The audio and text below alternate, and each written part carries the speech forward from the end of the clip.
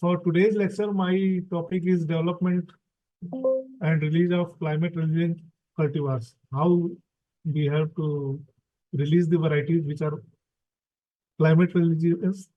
I hope that some students and young researchers are the audience.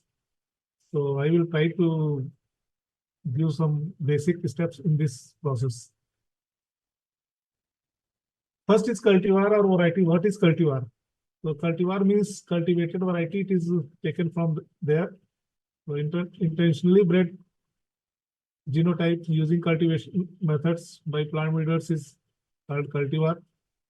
When you go for plant variety, what is plant variety? So it is the term given in UPO that recognizes certain cultivars as official plant varieties in order to grant the creator of the cultivar legal protection. This practice is commonly referred to as plant breeders' right. What the breeders are developing the variety, they have right on their own variety. So the term plant variety describes a legally protected cultivars in scientific terms. When you categorize the crops, it is in three categories basically: self-pollinated crops, cross-pollinated crops, and vegetatively propagated crops. So these are some of the global challenges. Sorry. Excuse me. Is there any point? Others, please mute your mic. Mute matter. Hey, mute matter.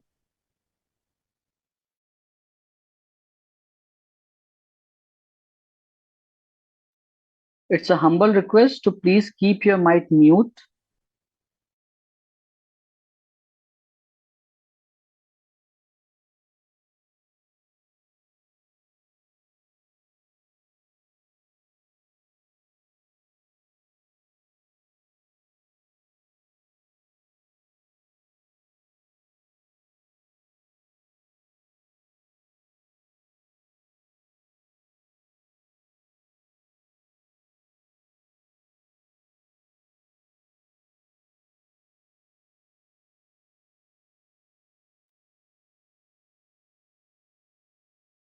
Hello, sir.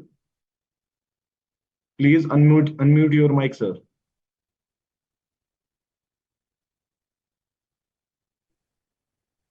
Sir, your audio is not coming. Perhaps you have muted your mic.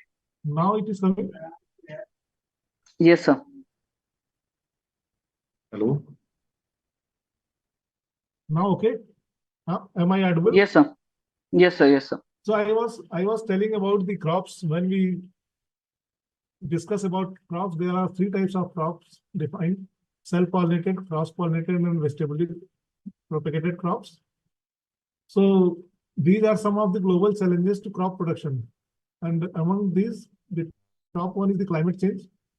That's why we are having to go for discussion on climate resilience. There are also issues of nutrient cells, biodiversity issues, reducing water issues, and the demand for supplying the population growth demand. It is the another issue. So for any of the breeding program, there is only one major issue, that is yield. And for yield stability, there are a number of components: drought and heat tolerance, winter hardiness, lodging resistance, resistance to settling, spotting, disease, etc. These are different factors which define the yield stability. So in varietal improvement, the major issues, among the major issues, the foremost is the breaking yield barrier. How to break the yield barriers in getting more yield? So foremost point is the broadening of genetic base of varieties. First, you have to broaden the genetic base of the varieties. This process is also known as pre-breeding activity. Means we are breeding a variety, but before that, what preparations we are doing, that is pre-breeding. So this can be done through use of inter and inter-specific hybridization, use of germ plants from the center of origin, like Icada, CIMIT, or USDA, or mostly Chinese germ plants in most of the crops. New plant type approach, use of alien species for biotic and abiotic stresses. Another approach to break the yield barrier is exploitation of heterosis for developing hybrids. And nowadays, more focus is on biotechnological interventions, including gene pyramiding, marker-aided selection for biotic and quality traits, and structural and functional genomics. And in addition, there is integration of physiological approaches for development of climate resilient varieties. So, what are the different steps for any of the varietal development program? So, breeding a new variety, it is the first step. Then this variety is being evaluated in coordinated system at national level. Then its release process and then seed production. So for basic requirement for is the first one is you should have well-defined target-oriented objective. It may be yield enhancement, disease resistance, quality improvement, or climate resilience, or abiotic stress tolerance nowadays, or you can go for some product-specific varietal development. Among the vegetables, which is also another category of crops coming in a big way, there are different objectives. It may be maturity groups, wider adaptability, photoinsensitivity, growth habits, or fruit shape size, anything. So for development of variety, we adopt a breeding methodology. For self-pollinated crops, these are the most common breeding methodology. Most of you have already gone through these methods, so need not to elaborate much. So in autogamous plants, mostly we use pedigree method or combination breeding. We call it combination breeding because there is need to develop two different sources. When you have two different sources and want to take good traits for these two varieties in one, then you go for combination breeding. It is also known as pedigree method because you maintain the pedigree. Bulk method is mostly used for abiotic stress tolerance breeding. And in this, you have to wait for the target environment. When you get suitable target environment, then you go for selections. So that's why it is a bulk method. And backcross method is the gene transfer from a donor parent to a genomically superior cultivar, mostly used for biotic stress resistance breeding. So in cross-pollinated crops, these are some of the methodology. Most commonly is the mass selection, different selections, hybridizations, which make single cross hybrids, double cross hybrids, top cross composites, synthetics, and other conventional methodology. So in this method of breeding, mostly multi-line varieties are there. Multi-line varieties are in self-pollinated crops. In this type of variety, we normally develop isogenic lines. There are a number of isogenic lines. Isogenic lines means the varieties which are having identical genotypic constitution, but differing at only one locus. Only one gene difference is there. So these are the isogenic lines, and when we bulk them together to make one of the cultivar, that is called as multi-line cultivar. So there are in wheat, it has been implemented, and 3 varieties MLKS 10, MLKS 11, and Bitur are developed from this approach. Bitur is from Kanpur CSA University. And in cross-pollinated crops, mostly composites and synthetic cultivars. So composite varieties produced by mixing the seeds of several phenotypically outstanding lines. In this, combining ability is not tested, and the difference with the synthetic varieties that in synthetic you have to test for combining ability before mixing them. In asexual propagated crops, introduction, clonal selection, nutrition breeding, and polyploidy breeding are the most commonly used methods. And when we go for clonal selection, what is clone? So clone is the individual belonging to a single clone. It is identical in genotype. Phenotypic variations are there, but due to environment only. Theoretically, they are immortal, highly heterozygous, but stable, and can be propagated generation after generation without any change. So if you go for hybrid, if you get one hybrid and it is of cloning nature, then you can just clone generation after generation and no need to do further breeding in that. So there are some of the achievements of clonal selection. In potato, there are a lot of achievements, and hybridization method also used for development of a clone, and then it has been used as is vegetatively propagated. So mostly used in potato, sugarcane, mango, citrus, and these crops. So what are the supportive role for breeding? So there are few supporting roles, means off-season nursery facility. In this, we grow another crop in the area where it is not in common duration. For example, in wheat, I am wheat breeder, so my most of the examples will be from wheat. So for wheat, in our plains, you see that this is the wheat season harvesting, but we take off-season nursery in higher hills, Himalayan hills. After harvesting of wheat here, we send the material to our research stations in Himalayan area in Lahore Spiti, Dalang Maidan, which is off-season nursery facility. There we grow another crop from May to October, take harvest in October from there, and grow in plains in November, and then cycle completes. So in this way, we can use two crops in a season. So normally one variety has 13 to 14 year duration for development of variety. So this can be reduced to 6 to 7 years by using off-season nursery facility.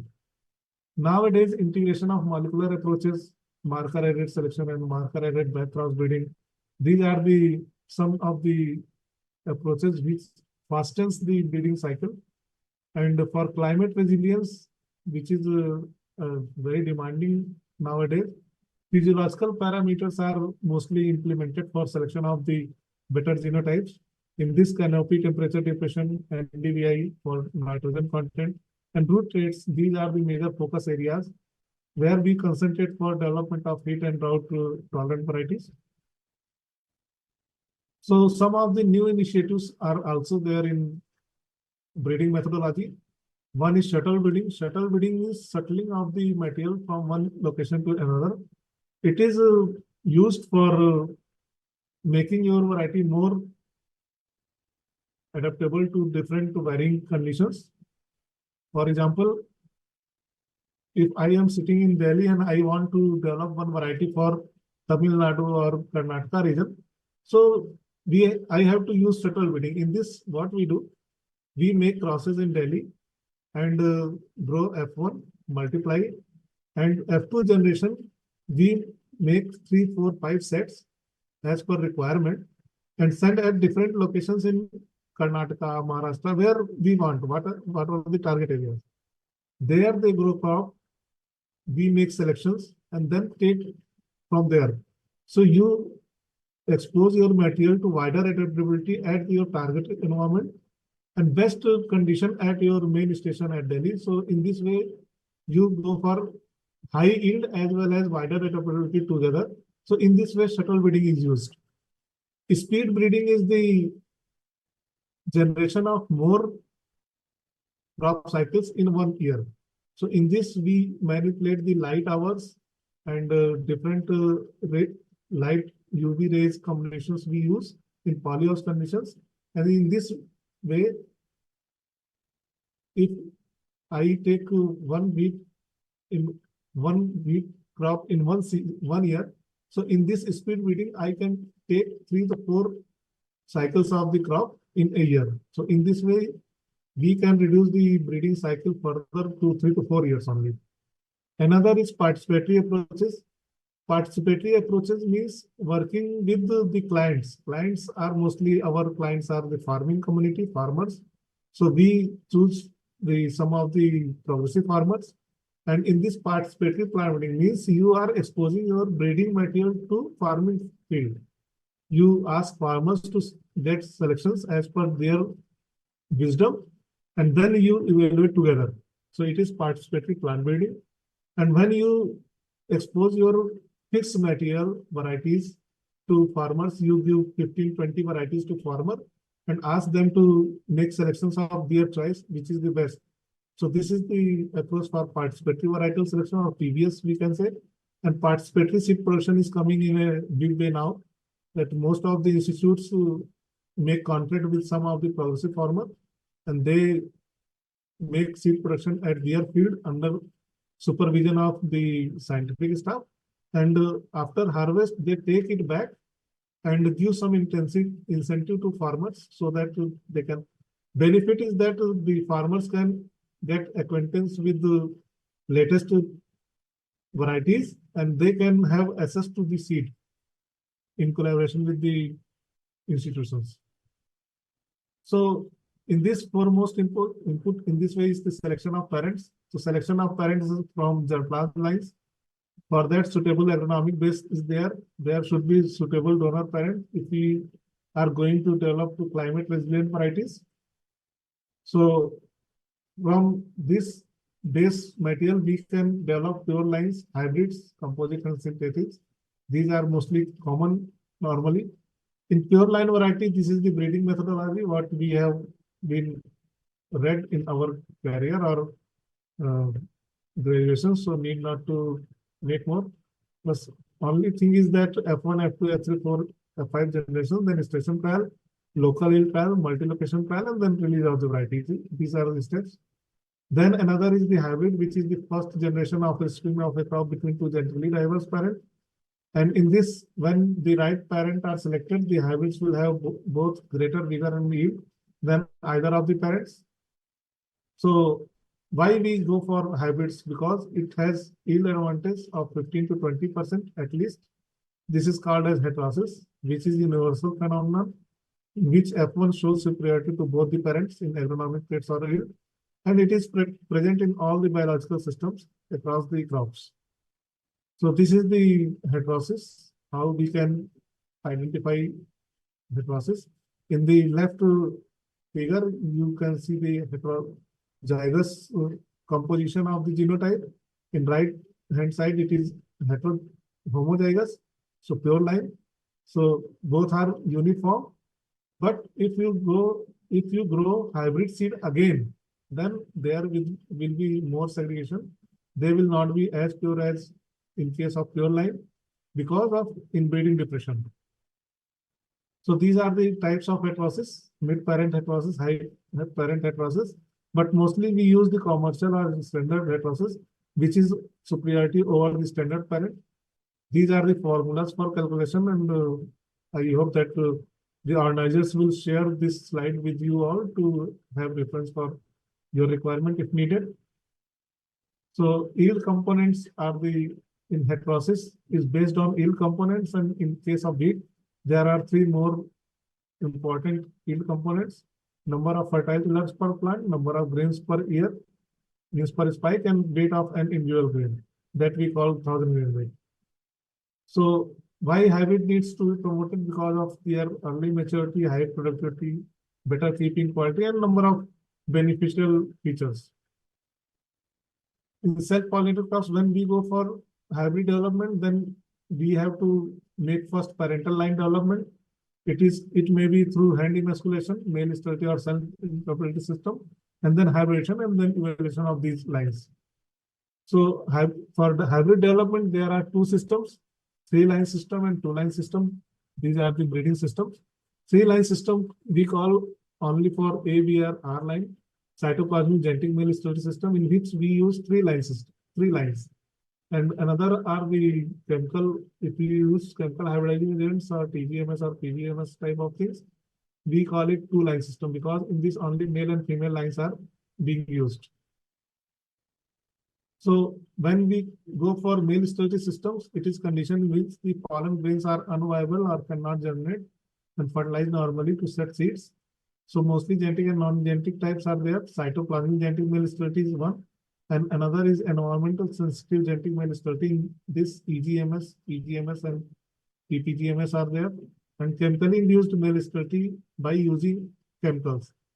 Male sterility is generated by chemicals.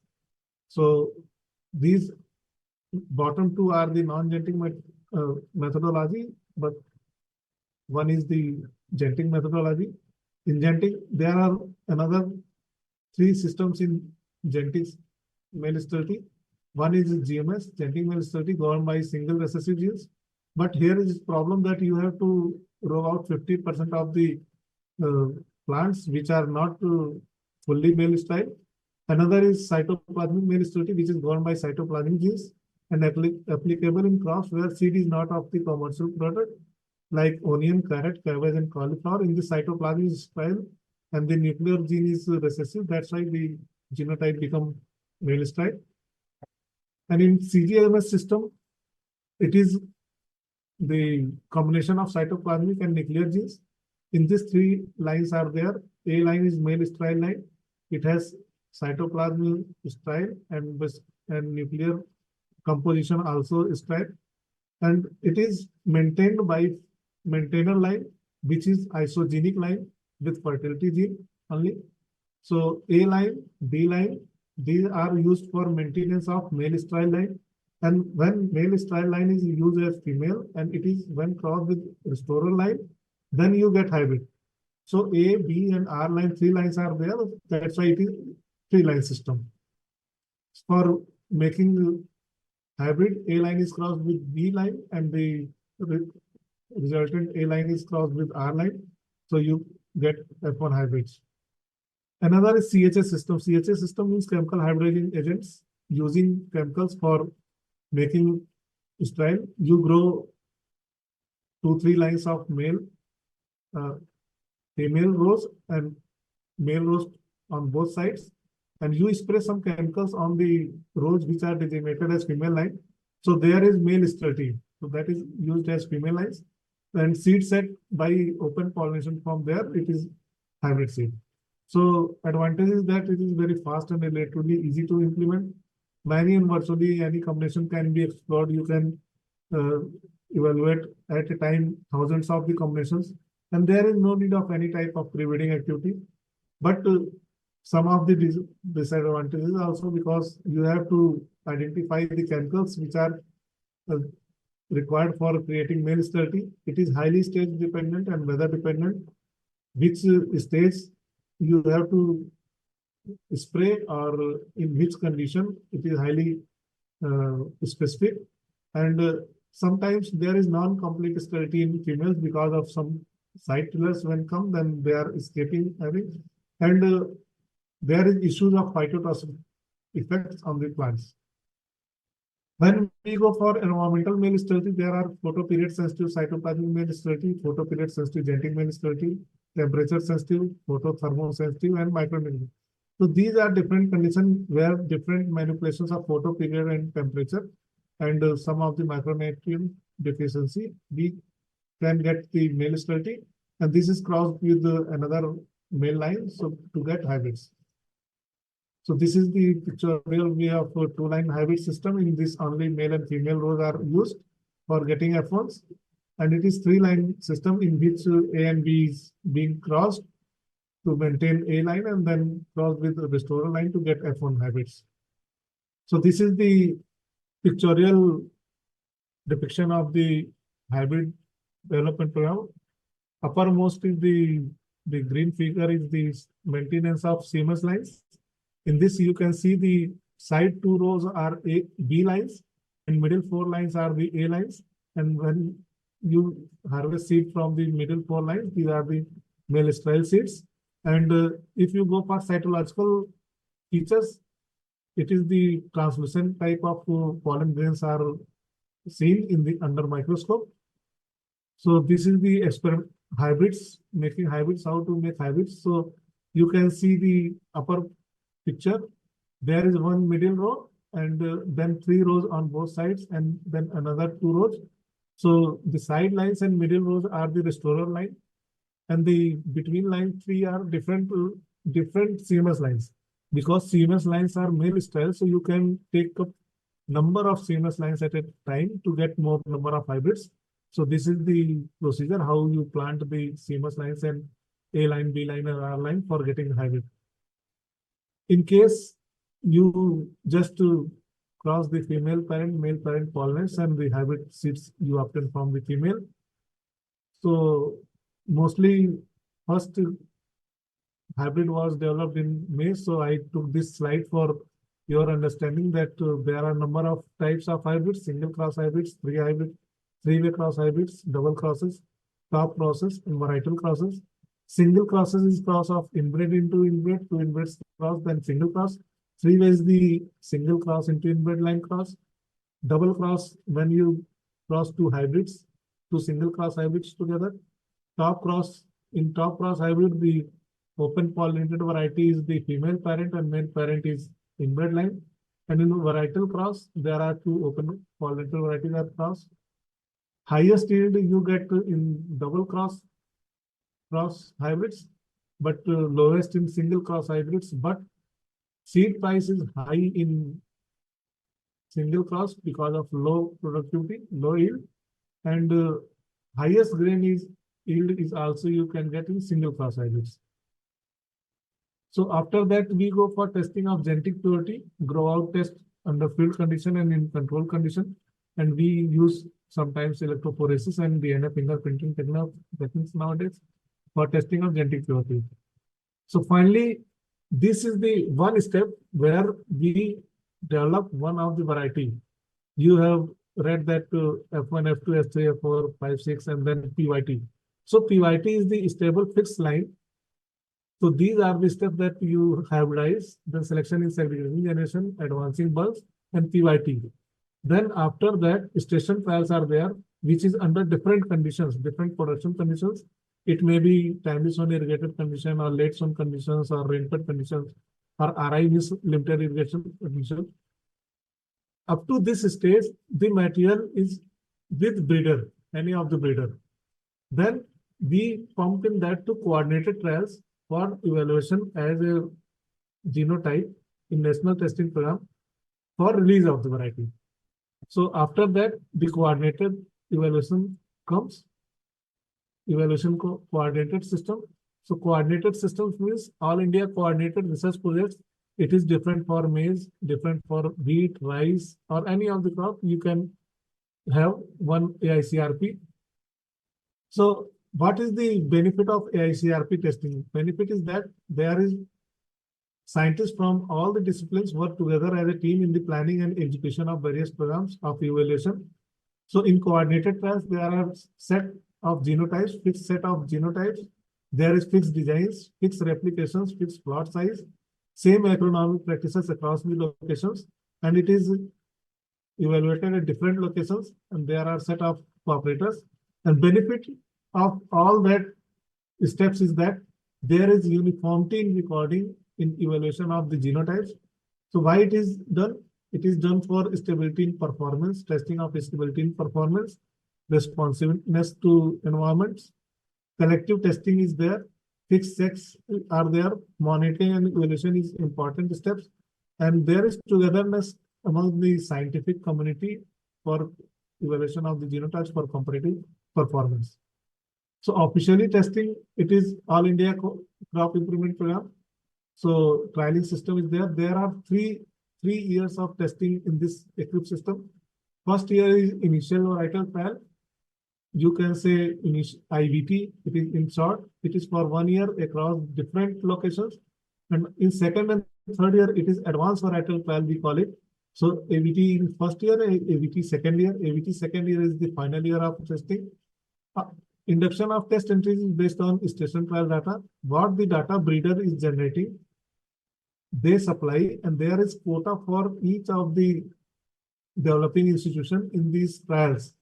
So as per their quota, they contribute to the entries in this coordinated system of testing. So all centers of breeding in ICR institutes, SAUs, and private companies can enter their material for trials as per the allocation of their quota. So nomenclature is there. Initial evaluation trial, you can say, or uniform regional trial, initial varietal trial, national yield preparation trial, national initial varietal trial, and advanced varietal trial. These are different nomenclatures and their short form, which are used in different crops. So in wheat, normally we use national initial varietal trial and IVT and AVT for 2 years. So this is the 3 years of testing. It is example of wheat because it is one of the most important crop. So in first year, interzonal test is there. There are different types of NIVTs and special trials for salinity, dichromate, and very late zone. Criteria for promotion is yield potential, disease resistance, and quality traits. These are being taken in account for promoting the varieties for next step. In next step, it is for used evaluated for 1 year. And the promotion criteria, yield potential, disease resistance, and quality traits. And in final year, in addition to these evaluation criteria, agronomic trials are also performed. It is the addition in final year for agronomic testing.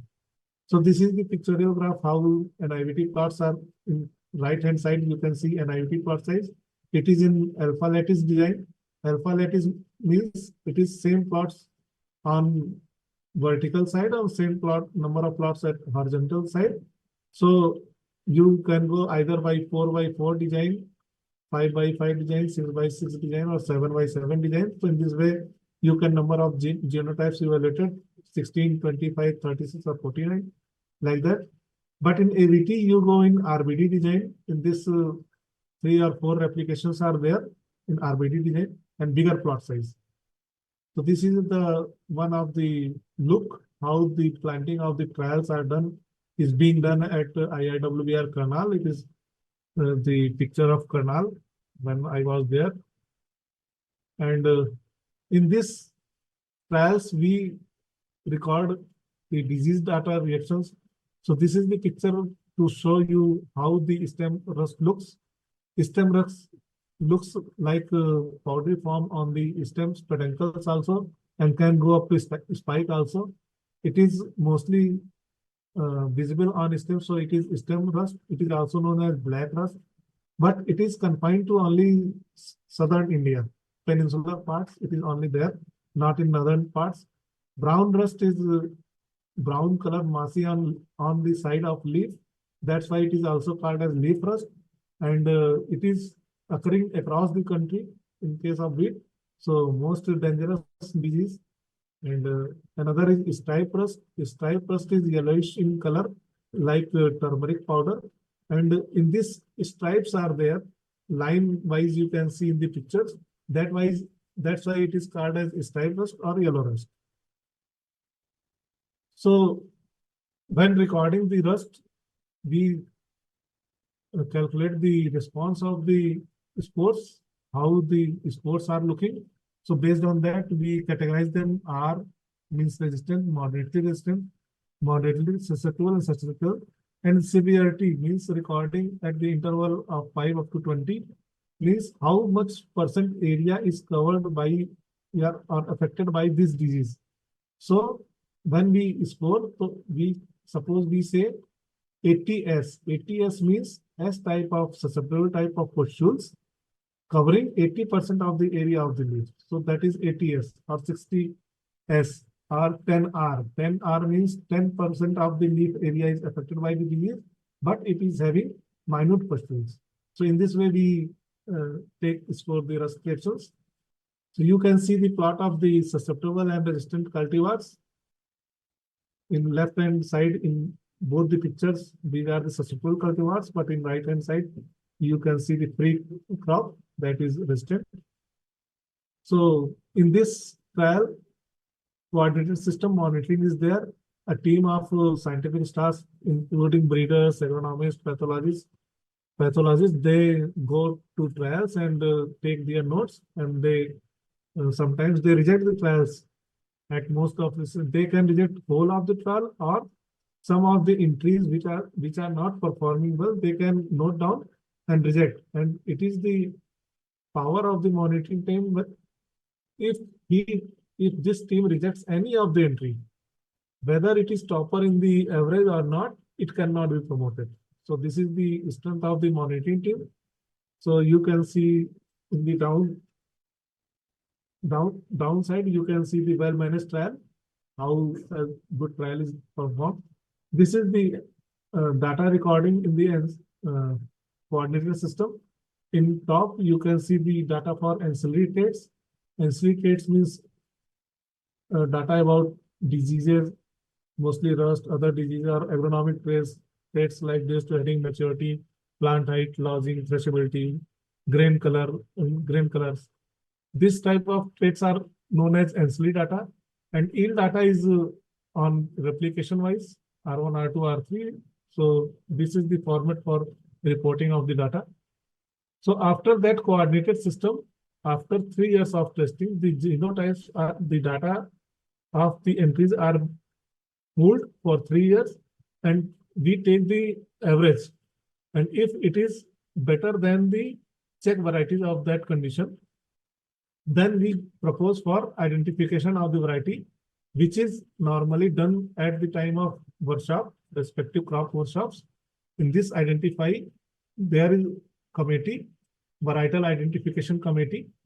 This identifies the varieties which are having potential to be released as the variety. So in this proposal is being submitted, which includes package of practices also. So there should be superiority over the check parents, and the requirement is you should have minimum 10 quintals of seed in case of wheat.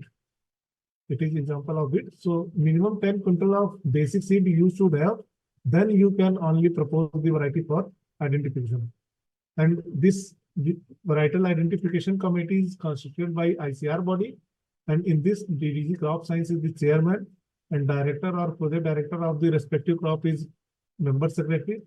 And there are voting members, director of the research, director research of the State Agriculture University, where the workshop is being organized. Normally, we take director research of that institute, agriculture commissioner of Ministry of Agriculture or his nominee, director of agriculture of state or his nominee, representative of seed corporations, representative of processing and marketing agency, and two eminent scientists of the concerned crop.